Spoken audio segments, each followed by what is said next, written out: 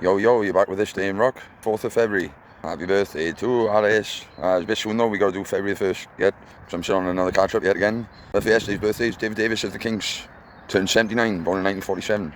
And Arthur Kane of the New York Dolls was born 77 years ago in 1949. And apparently this was the day that Ozzy Osbourne went solo from Black Sabbath. He left in 1979, I haven't got it in the book. Hey, I finally found my book, by the way. Been working off the internet for the last week. I found it under some washing or something like that, haven't I? Oh, windy pages. And as mentioned yesterday, February the 3rd, 1959, was the day that Buddy Holly, Big Bopper and Richie Valens all lost their lives in a plane crash on their way between gigs on their winter dance tour.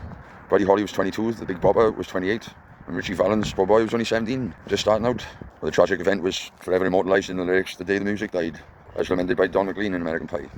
And in events, 53 years ago today, 1972, Elton John has his first #1 hit in the US with Crocodile Rock.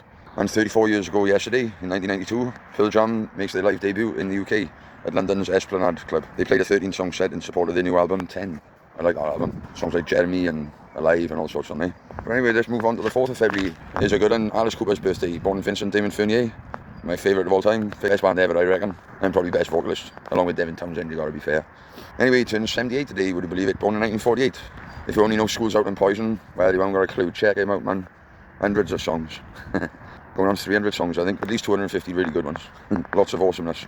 But anyway, for other birthdays, let's get off Alice Cooper for now. We got Jerry Shirley, is it Jerry Snurley or Jerry Shirley of Hammer Pie, born in 1952. I'd make him 74. And we got Phil Ehart, is it?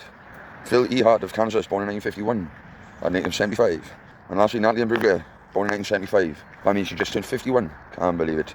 Anyway, in other events, 1972, 54 years ago, US Senator Strom Thurmond suggests John Lennon should be deported from the US. I wonder why. You can look it up. Why not? I got more promotion to do. And it's a sad day as well, because the year I was born, 1983, on Alice Cooper's birthday, February the 4th, 1983, Karen Carpenter dies because of anorexia, I suppose you could say, at the age of just 32. That was 43 years ago today. And 10 years ago today, we got two things. Van Morrison was knighted by Prince Charlie of England, I suppose you'd call him. Well, I call him that. And on the same day, Maurice White of Earth, Wind & Fire dies at age 74. He was a vocalist on From the Inside by Alice Cooper, funny enough, 1978.